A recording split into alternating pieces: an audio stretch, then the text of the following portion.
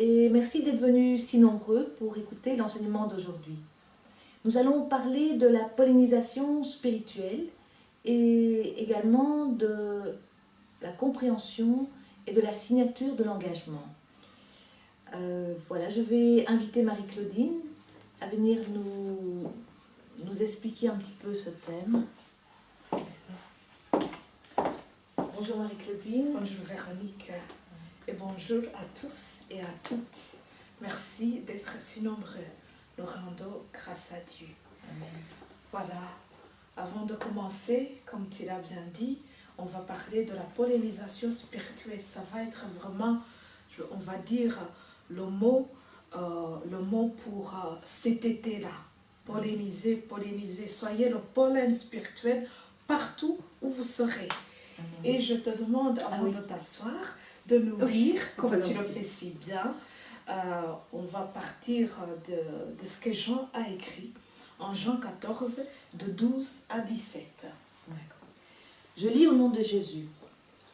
En vérité, je vous le dis, celui qui croit en moi fera aussi les œuvres que je fais, et il en fera de plus grandes, parce que je m'en vais à mon Père.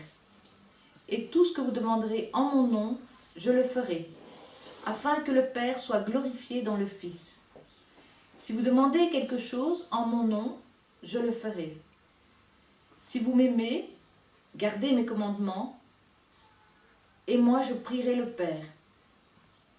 Et il vous donnera un autre consolateur, afin qu'il demeure éternellement avec vous, l'Esprit de vérité, que le monde ne peut recevoir, parce qu'il ne le voit point et ne le connaît point. Mais vous le connaissez, car il demeure avec vous et il sera en vous. Parole du Seigneur. Amen. Nous rendons grâce à Dieu. Nous rendons grâce à Dieu. Et voilà, on est revenu encore sur ce sujet de la pollinisation spirituelle. Et là, Jésus est en train d'envoyer ses disciples. Il promet le Saint-Esprit. Nous vivons les temps de la Pentecôte. Et nous sommes déjà entrés depuis bien longtemps dans la manifestation de ce temps de la Pentecôte. Et ici, Jésus, c'est la parole qu'on va garder aujourd'hui, il les a dit, vous ferez plus que moi. Ça, c'est toujours la question qu'on s'est posée, mais comment est-ce qu'on peut faire plus que Jésus? Il a ressuscité Lazare, oui. On sait qu'il pourra y avoir, il peut, il ne pourra pas. Il y a des résurrections ici et là. Il y a la multiplication des pains. Il a chassé les démons. Il a guéri les malades. Ça, ce sont des manifestations de la puissance et de la gloire de Dieu, certainement. Et puis, il nous dit ici, vous ferez plus que moi. Il y a un exemple qui m'interpelle personnellement, que je vous partage. Il y a ce que Jésus a fait. Jusqu'à présent, personne, en tout cas, on ne nous a pas signalé nulle part que quelqu'un a fait pareil que lui. C'est ce qui s'est manifesté le jour de la transfiguration sur la montagne. Quand Jésus était avec ses disciples, et avec Pierre, avec Jacques et Jean, et quand Élie et Moïse sont apparus, non seulement Moïse et Élie sont apparus, des personnes qui étaient déjà décédées. Et en plus de ça, il y avait une conversation entre eux. Donc les disciples qui étaient là ont suivi une conversation. Il y avait un échange entre Jésus, Moïse et Élie. Ce n'est pas seulement ça, il y a eu aussi autre chose. Moïse, à ce moment-là, Jésus se trouvait sur la terre promise. Donc Jésus était en Israël. Et Moïse, qui croyait au départ que celui qui fera entrer le peuple de Dieu sur la terre promise, il n'avait pas eu cette occasion. On peut même se dire, certaines personnes disent, mais vous savez, là il n'y avait pas eu un fait appelé vis-à-vis de Dieu, quand même avec tout ce que Moïse avait fait. Mais voilà ce qui se passe le jour de la transfiguration. Moïse se trouve en Israël, sur la terre promise, en présence de Jésus, le Sauveur, qu'il ne pouvait pas avoir s'il avait même été là avant. La manifestation, c'est plus qu'une résurrection en fait. C'est une manifestation de la démesure de la grâce de Dieu. Amen. Parce qu'en plus de cela, ce jour-là, cette vision qui est surnaturelle, d'avoir vu ces deux prophètes avec Jésus qui ont été ramenés dans la vie d'une façon physique, parce que ceux qui étaient là, les disciples, on pouvait le témoigner, et d'ailleurs Jésus les a demandé d'en parler à personne de cette vision-là. Ça devrait rester entre eux. Mais cette manifestation-là, c'était le symbole même de la gloire royale de Jésus. Amen. Ici, la parole de Dieu nous dit, si vous ne me croyez pas, croyez dans les œuvres de mon Père. Et là, Dieu le Père, le Créateur, il s'est mis au service même de Dieu, plutôt de Jésus, Amen. qui était là en tant que serviteur du royaume de Dieu. Et il a fait une manifestation extraordinaire. Juste une petite anecdote. Vous savez qu'il y a des gens qui ont pris le temps de compter, je les remercie beaucoup. Cette transfiguration de Moïse, cette apparition de Moïse sur la terre promise s'est fait presque près de 1300 ans après qu'il était décédé. Vous vous imaginez? C'est ça que j'appelle, ça c'est un miracle. Amen. Ça c'est une Amen. manifestation. Jusqu'à présent, personne n'a fait pareil. Mais n'est-ce pas aussi que la parole de Dieu nous dit que 1000 ans, c'est comme un jour. Et c'est ça aussi qui s'est accompli ce jour-là. Mais et alors, si nous, on ne peut pas faire la transfiguration pour refaire venir, par exemple, le prophète Enoch, par exemple, qu'est-ce qu'on va faire? Comment on peut faire plus que ce que Jésus a fait? Et voilà ce qu'on va faire que Jésus n'a pas fait. Et de ce que je disais par rapport à la transfiguration, j'ai dit ces personnes qui n'étaient plus de ce monde. Je parle de cette... parce qu'Élie n'est pas décédé, mais je parle d'une présence physique. Cette apparition d'Élie qui était à côté de Moïse, Moïse, lui, était décédé. Mais Élie n'était plus avec nous, avec eux à ce moment-là, physiquement. C'est de cela que je voulais dire. Et voilà, alors, on continue maintenant. On va voir avec, je demande à Véronique de nous lire ce qui est écrit à Matthieu. Marc, Oui. Marc 16, de 14 à 20. Je suis un peu éblouie par la lumière. Désolée. Je lis au nom de Jésus, donc Marc 16, je commence au verset 14. Enfin, il apparut aux 11, pendant qu'ils étaient à table, et il leur reprocha leur incrédulité et la dureté de leur cœur, parce qu'ils n'avaient pas cru ceux qui l'avaient vu ressusciter. Puis il leur dit, « Allez par tout le monde et prêchez la bonne nouvelle à toute la création. Celui qui croira et qui sera baptisé sera sauvé, mais celui qui ne croira pas sera condamné. Voici les miracles qui accompagneront ceux qui auront cru. En mon nom, ils chasseront les démons, ils parleront de nouvelles langues, ils saisiront des serpents. S'ils boivent quelques breuvages mortels, il ne leur fera point de mal. Ils imposeront les mains aux malades et les malades seront guéris. » Amen. Et voilà maintenant ce que Jésus vient de faire. Un envoi officiel. Allez proclamer la bonne nouvelle dans le monde entier. Amen. Allez dans le monde entier.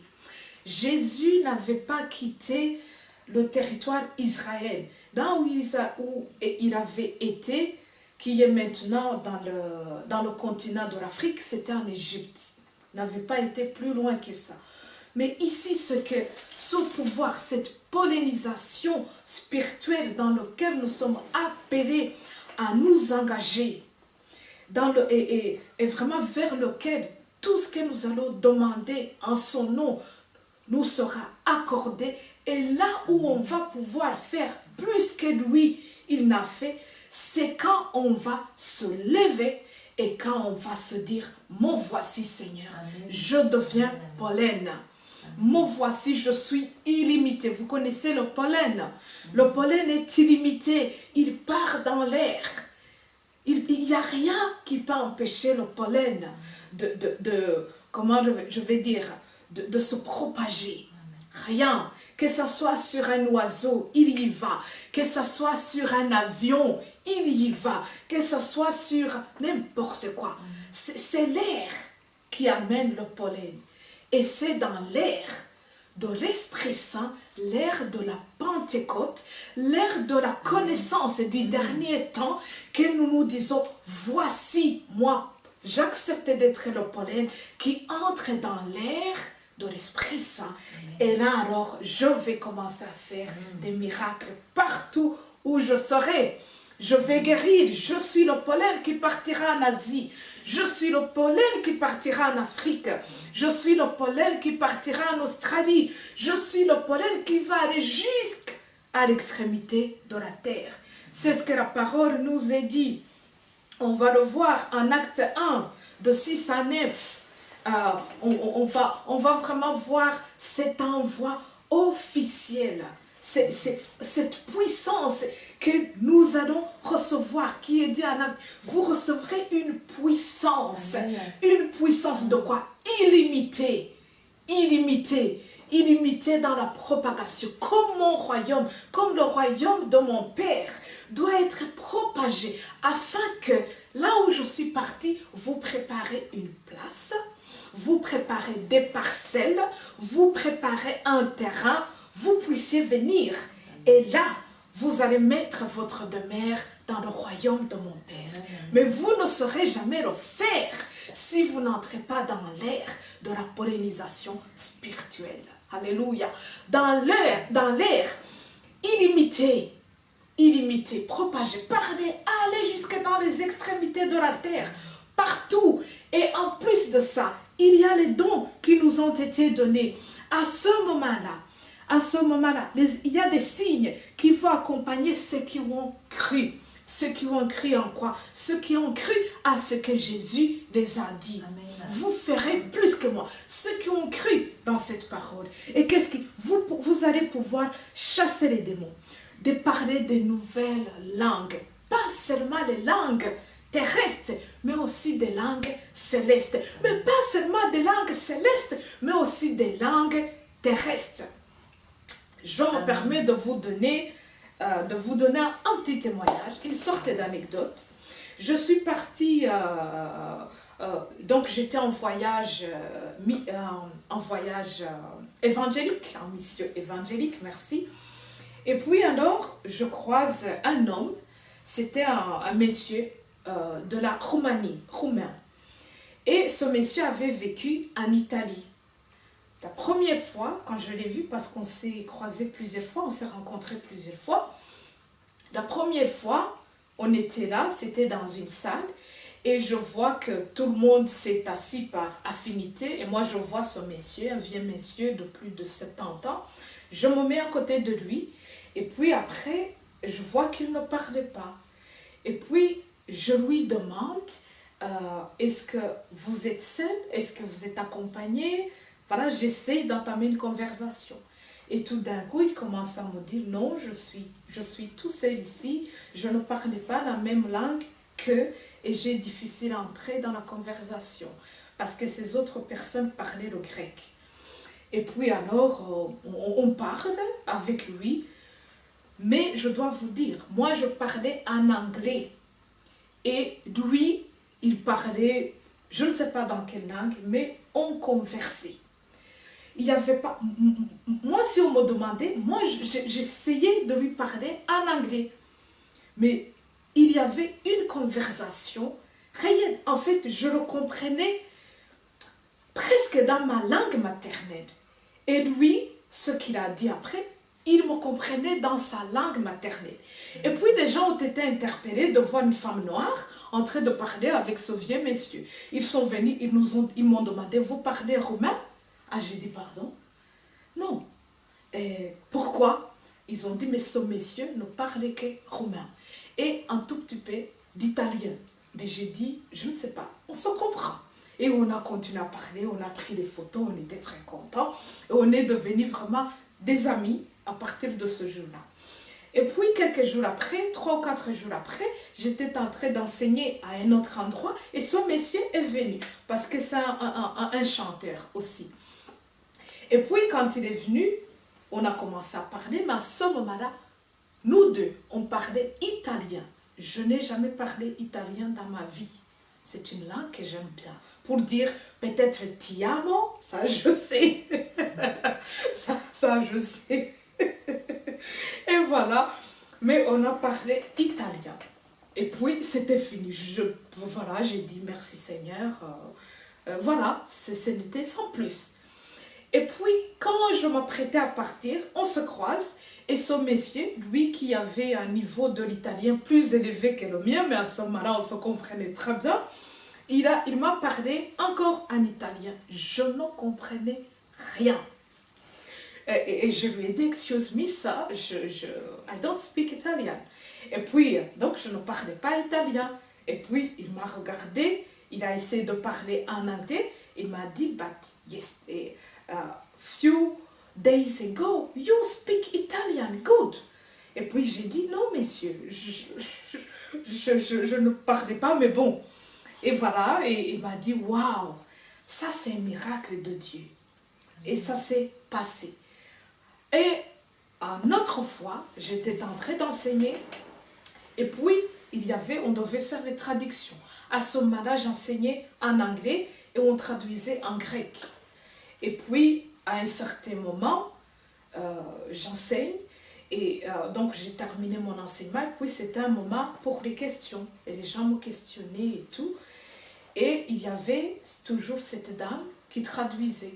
Et puis à un certain moment, il y a eu 2 questions que j'ai répondues sans qu'on puisse traduire. Et la dame qui traduisait, elle a dit, mais vous comprenez maintenant notre langue? Je n'ai pas dit traduire. Et comme j'étais vraiment dans une autre situation, je lui ai dit, voilà, j'ai dit, oui, mais c'est pas grave. Tu vois, ce n'était pas ça le plus important. Il fallait qu'on continue dans cette mouvance spirituelle. Je lui ai dit, ok, c'est bien. Oui, vous pouvez vous asseoir. On continue. Et j'ai continué à répondre. Je répondais en anglais, je ne parlais pas en grec. Je répondais en anglais, mais je comprenais tout ce qu'on me disait sans qu'on puisse traduire. Je le dis pour la gloire de Dieu. Amen. Et pour vous dire que ce qui est écrit ici est possible. Ça se passe, c'est réel. Amen. Et c'est une réalité et une vérité qui est à nous. Si on se met au service de Dieu, lui, il se met aussi à notre service. Amen. Si on devient les ambassadeurs du royaume de Dieu, mais qu'est-ce qu'il fait? Ce n'est pas l'ambassadeur qui se donne l'humilité, ce n'est pas l'ambassadeur qui se donne même cette autorité de représentation, c'est le pays qu'il a envoyé qui le met, qui lui donne tous ses dons, il a besoin, Amen. Y compris l'humilité et tout ce qui va avec, tous les avantages. Et c'est ça qu'on reçoit quand on est au service du royaume de Dieu. Amen. Et vraiment, je tenais à vous partager cela pour vous dire que c'est vraiment une réalité. Et c'est une vérité. C'est vraiment véritable. Ce que Dieu a dit, on peut faire. Mettons-nous seulement en marche. Lèvons-nous et disons, nous voici, me voici, Amen. Seigneur. J'accepte d'être le pollen spirituel. J'entre dans mon ère de pollinisation Amen. Spirituelle. Et vous allez voir, des miracles sont tellement visibles que, oh là là, vous allez vous dire c'est tout simplement merveilleux. Amen. Je vais te demander alors de lire, oui. Véronique, ma chère, ce qui est écrit en Actes des Apôtres 1, du 6e au 9e verset. Actes des Apôtres 6, de 6 à 9. Ouais. Je lis au nom de Jésus. Alors les apôtres réunis lui demandèrent, « Seigneur, est-ce en ce temps que tu rétabliras le royaume d'Israël ?» Il leur répondit, « Ce n'est pas à vous de connaître le temps ou les moments que le Père a fixés de sa propre autorité.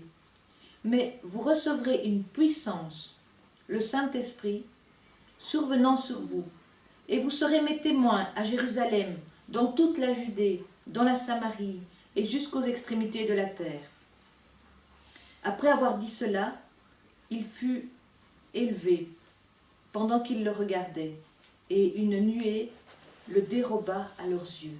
Amen. Voilà le rétablissement du royaume de Dieu.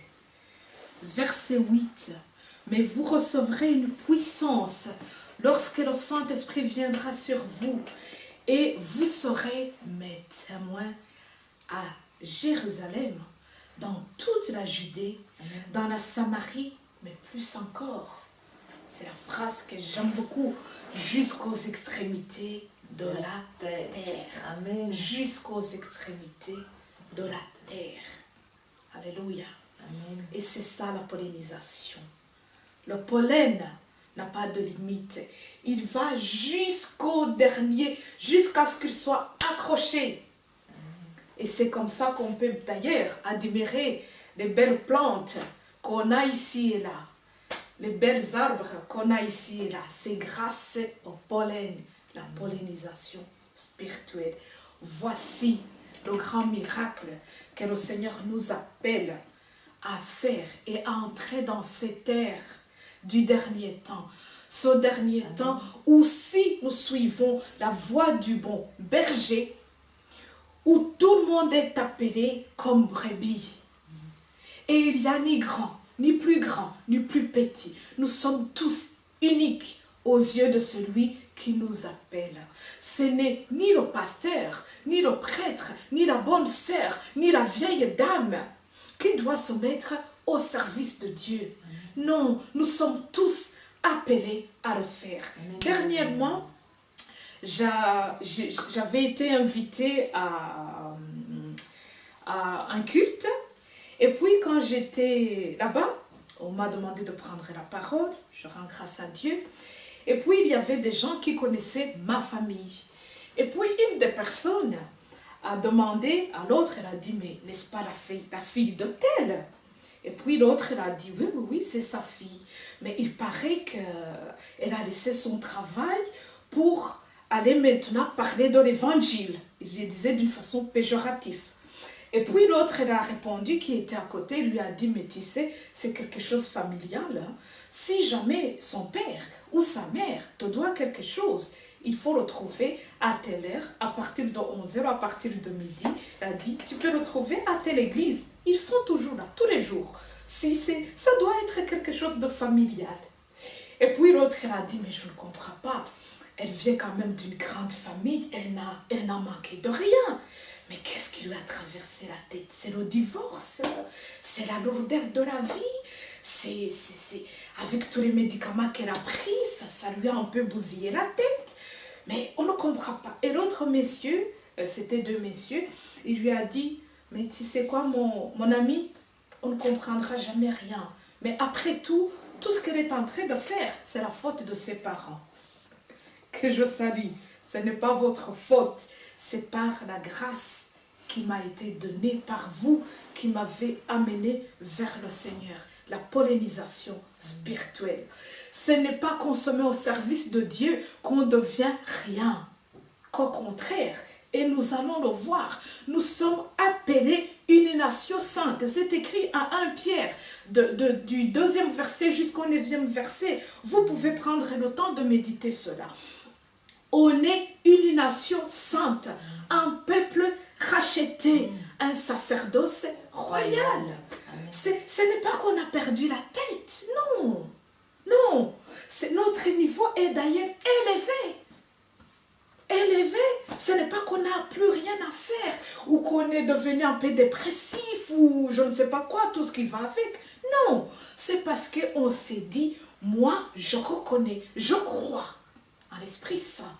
Je crois en la parole de Dieu. Je crois en Jésus-Christ. Et je crois en ce que lui, il m'a dit.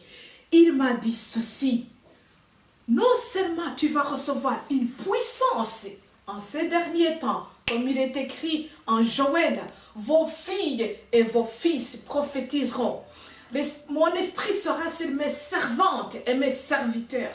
Comme ce jour-là, quand vous allez recevoir la puissance du Saint-Esprit, lorsque cette puissance viendra sur vous, non seulement vous n'allez pas rester dans vos familles à Jérusalem, non seulement vous allez rester aller chez les amis en Judée, non seulement vous allez aller dans vos endroits de vacances en Samarie, mais non, vous allez partout, jusqu'à dans les extrémités de la terre. Amen. Vous êtes illimité par la puissance de cette ère du Saint-Esprit et de cette puissance du Saint-Esprit. Et puis on peut se demander, mais comment on peut faire ça tous les jours de notre vie? Je rends grâce à Dieu. J'ai dernièrement eu une conversation avec une personne qui m'a raconté sa vie, une partie, et c'était un homme qui est tombé dans l'adultère. Cet homme a couché avec la femme de son meilleur ami. Et puis, ça lui a fait tellement mal qu'il s'est dit, non, c'est mon pote, on se connaît depuis qu'on est à l'école primaire, quoi. Ça. Sinon, je ne sais pas ce qui m'a pris, mais vous savez, ma soeur, j'étais peut-être au bon endroit, mais au mauvais moment de ma vie spirituelle même. Voilà, je ne sais pas ce qui m'a pris, ça s'est fait. Et puis après, je me suis repentie, j'ai beaucoup pleuré. Il a pris le temps vraiment de prier, de se repentir complètement, vraiment de se mettre dans la présence du Seigneur et de parler avec la femme de son pote. Mais à ce moment-là, la femme de son ami-là, voilà, elle aussi, elle est tombée dans le péché, elle n'était pas bien. Et puis un jour, son meilleur ami est venu voir ce monsieur-là pour lui parler. Et il m'a dit, je tremblais, je croyais qu'il était au courant de ce qui s'est passé.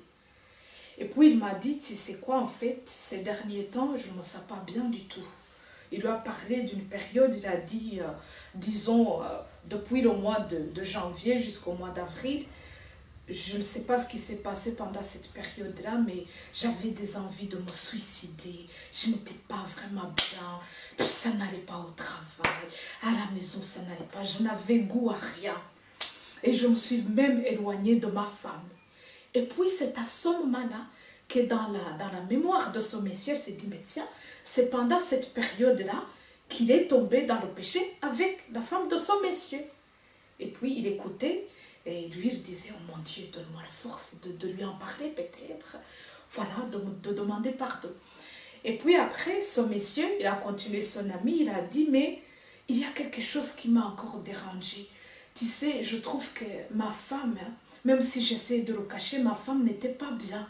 Chaque fois que je rentrais à la maison, je la regardais, mais c'est comme si elle était triste. Elle me cachait ses yeux comme ça pour me montrer qu'elle a pleuré. Et puis à la maison, elle faisait tout. Je voyais qu'elle faisait vraiment beaucoup d'efforts pour que je sois un homme heureux. Mais ce ne fut pas le cas.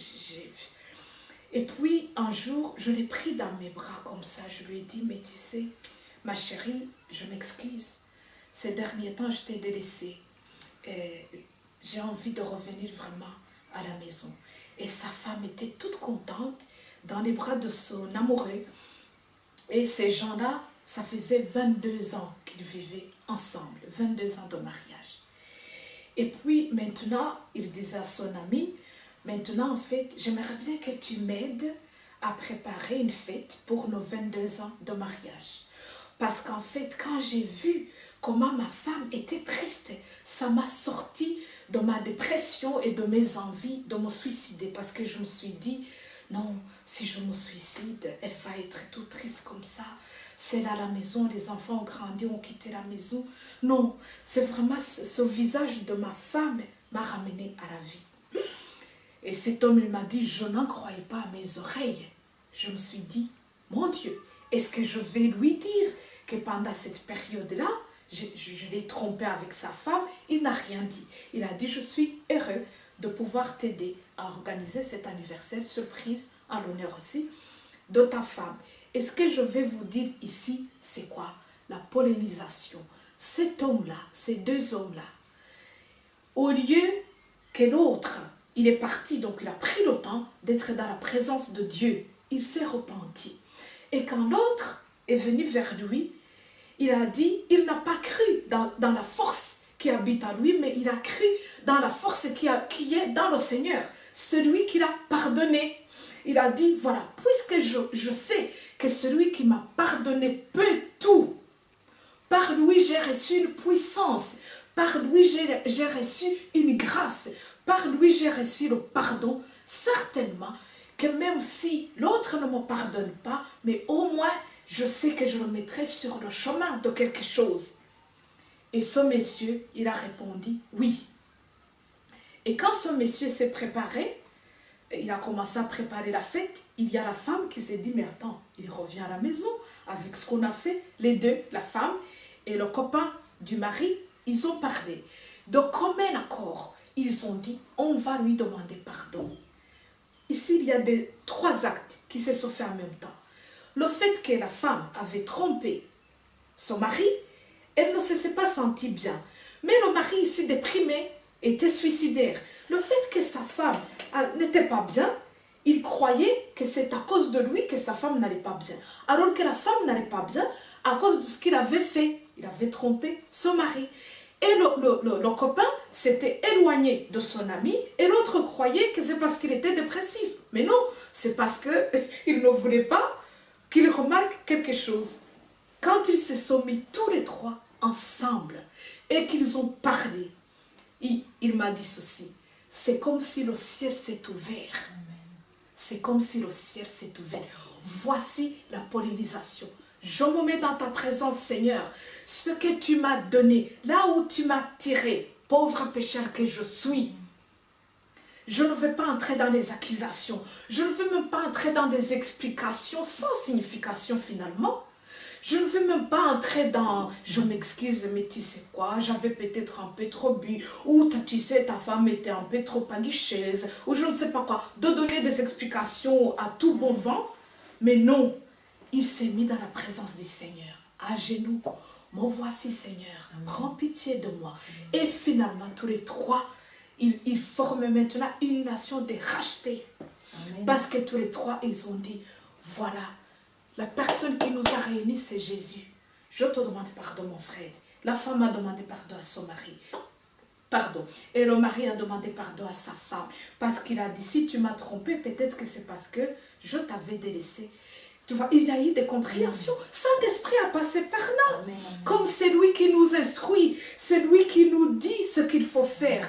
C'est lui qui apporte cet air de fraîcheur. Et c'est lui qui vient nous unir. Et c'est ce qui s'est passé. Voici aussi un exemple de pollinisation. Et ça, c'est vraiment magnifique. Un autre exemple de pollinisation dans la vie de tous les jours. C'est une maman qui parlait à son enfant, adolescente, et qui lui disait, cette fille, c'est une femme célibataire, séparée du papa de son enfant. Et sa fille disait, mais il y en a marre, je ne vois jamais papa, et en plus on est dans un état de pauvreté, papa ne donne jamais rien, ne donne pas de contributions alimentaires, c'est je dois me débrouiller, je dois... Tu vois, c'était vraiment un ras-le-bol de la petite fille, de cette jeune fille. Et puis, la fille a utilisé un mot, et la fille a dit, mais en plus, il ne saura pas comme c'est mon père biologique, quoi. Mais attends, c'est... Et voilà, parler comme ça. Et puis la maman a eu une réponse incroyable. Elle a répondu à sa fille, mais tu sais ma chérie, c'est ton père biologique certainement, mais je vais te dire autre chose. Il y a ton père créateur. Ce n'est pas ton premier papa, c'est ton deuxième papa. Mais il y a le père, ton père créateur. Lui, c'est ton père biologique, comme tu viens de le dire, mais toi, un autre père. C'est ton père créateur. Mais tu sais ce qu'il a fait?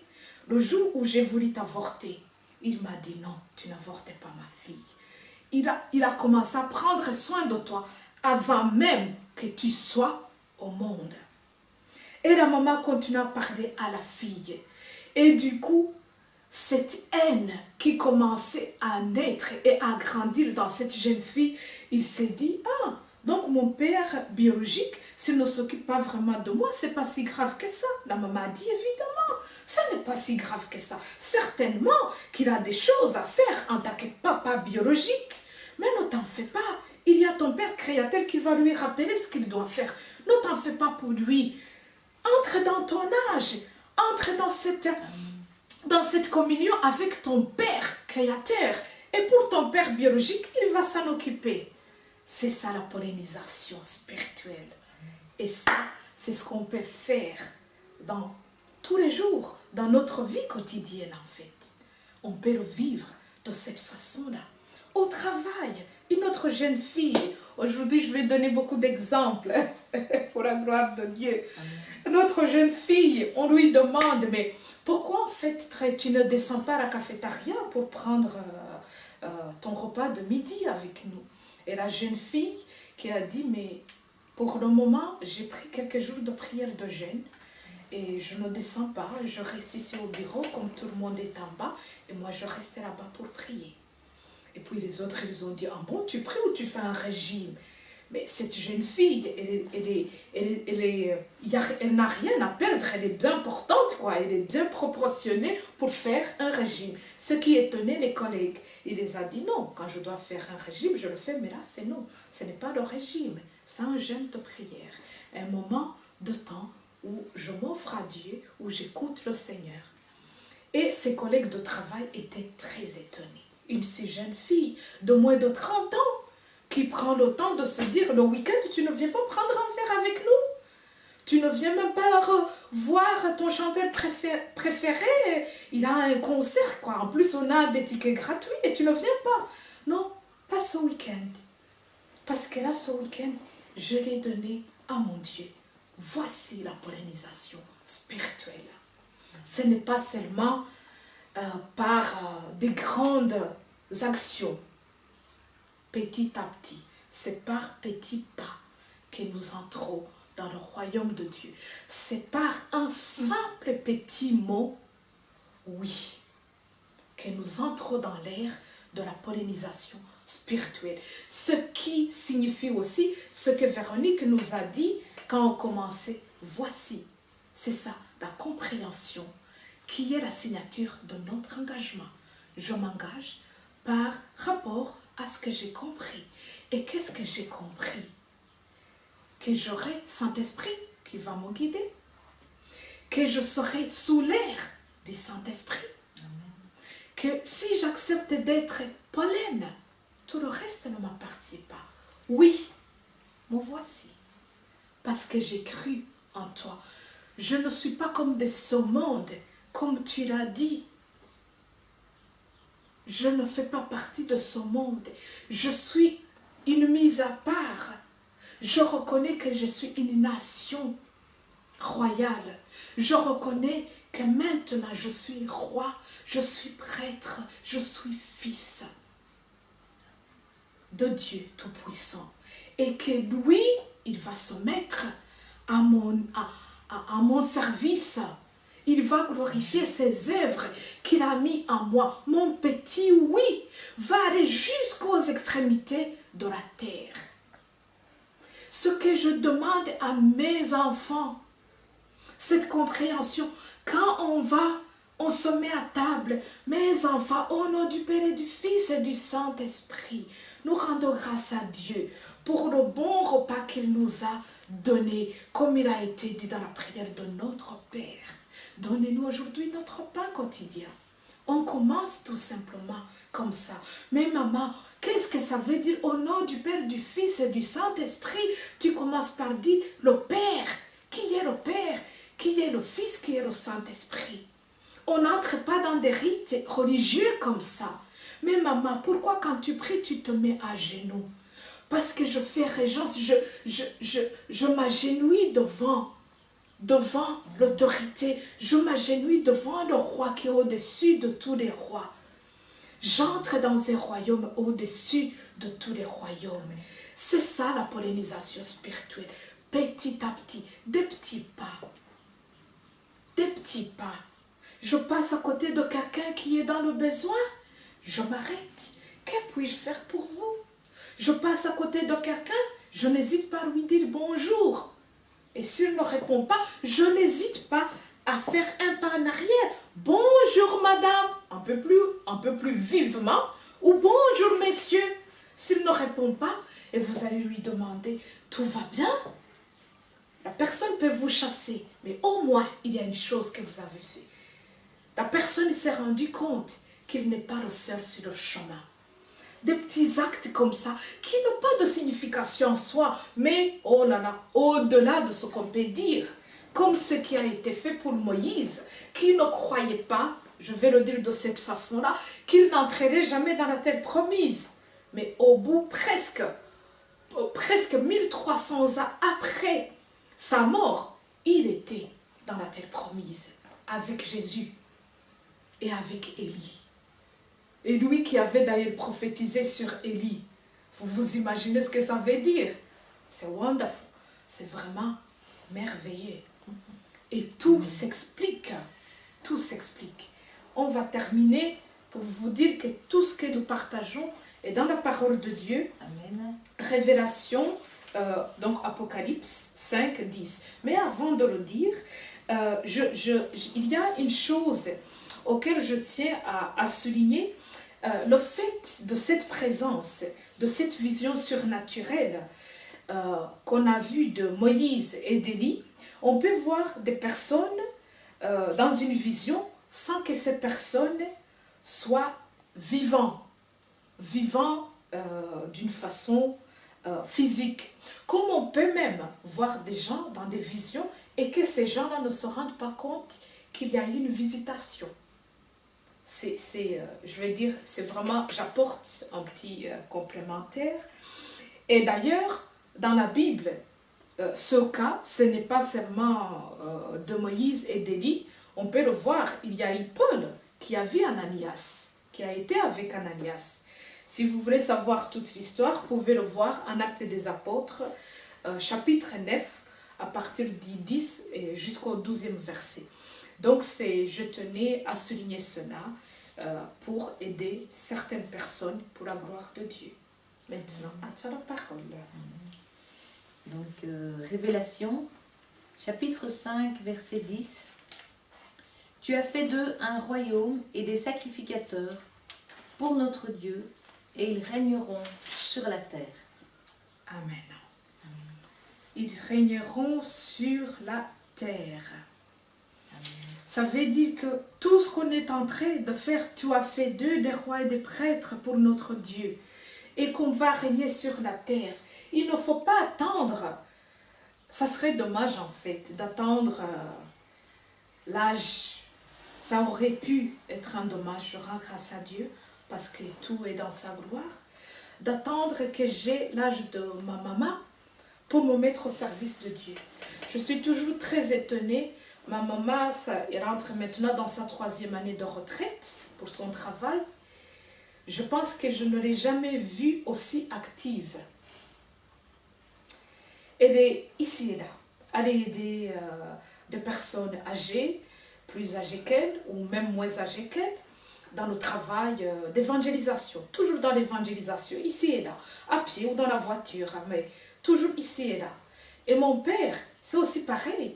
Je ne me rappelle pas de mon enfance, de mon papa qui allait à la messe tous les jours. Ça, je n'ai pas de mémoire, parce que ce n'était pas le cas d'ailleurs. Et voilà. Est-ce qu'on doit attendre qu'on arrive à l'âge de la retraite ou qu'on arrive à l'âge où on s'en fout un peu de tout pour se dire, je vais proclamer le royaume de Dieu, je vais montrer que Dieu est merveilleux? Non. Non. C'est comme si on attendait de vieillir pour avoir l'honneur de porter ce beau nom d'être appelé roi ou prêtre. Mais c'est bien de jouir de toutes ces choses-là étant jeune. Comme ça, on sera heureux et rassasié de nos jours. Ça fait partie des avantages du royaume de Dieu. S'il faut courir, oui, on a la jeunesse en nous, on va courir. S'il faut monter, on va monter. S'il faut descendre une pente qui est raide, on va la descendre avec vivacité, avec vigueur, parce qu'on est jeune. Si on nous demande de sauter, comme le disait notre frère Salomon, et on va demander jusqu'où veux-tu que je saute? Parce que moi, je suis chaud, quoi. Hein? Je peux sauter jusqu'où veux-tu que je saute? Que j'arrive? À quelle hauteur? Si tu me demandes de courir, jusqu'où veux-tu que je cours jusqu'où? Et si tu me demandes de porter, combien de kilos veux-tu que je porte? C'est ça, en fait. Et c'est ça qui est bien, de répondre à son appel, de préférence. Et, comment le dirais-je autrement? Dans la grâce et dans la gratuité et dans la miséricorde de Dieu, tout en étant encore jeune. Parce qu'en fait, waouh, on est vraiment très bien dans le Seigneur. Même les vagues, même tout ce qui peut nous arriver, on ne le sent pas parce qu'on se dit on va se battre. Une jeune personne se bat. Même des personnes un peu plus âgées ou dans l'âge de la vieillesse se battent. Mais le combat est plus rude.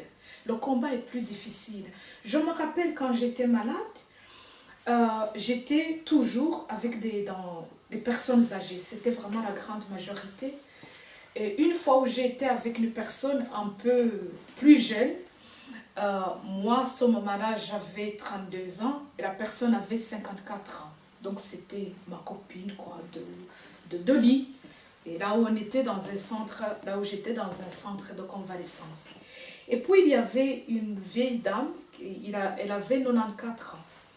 Et puis, elle m'a dit, mais tu sais, ma chérie, il ne faut pas être triste de se dire que tu es malade.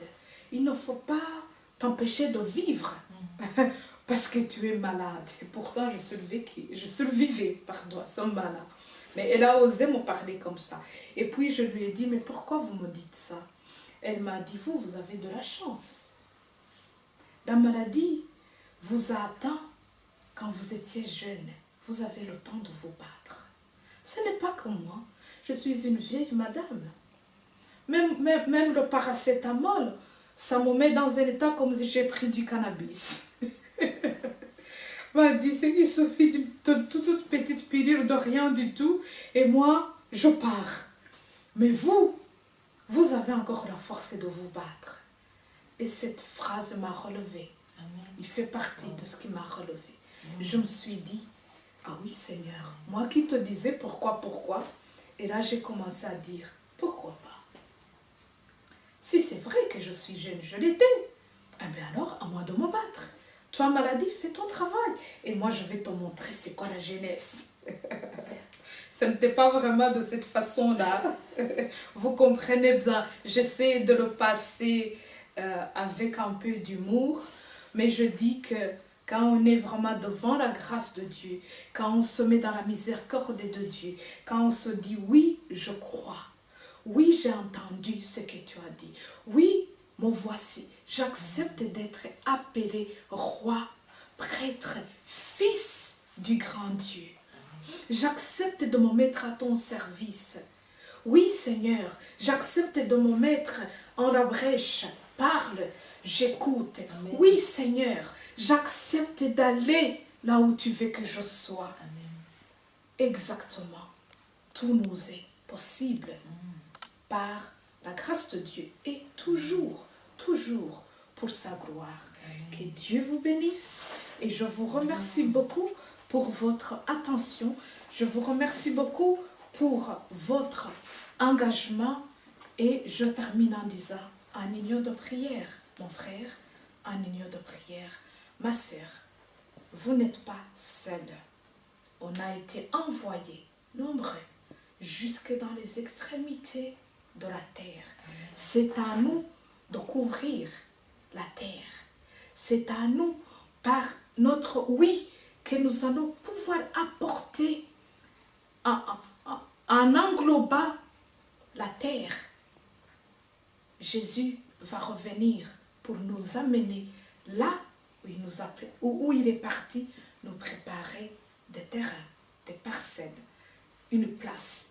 Je n'ai pas voulu entrer dans des traductions hébraïques ou autres, mais ces mots-là signifient à partir des textes araméens ce que je viens vous dire. Donc soyons vraiment au service du Seigneur et que Dieu vous bénisse abondamment. Je vous remercie, vous tous. Je vous remercie, vous qui nous regardez aussi et vous qui êtes présents aujourd'hui.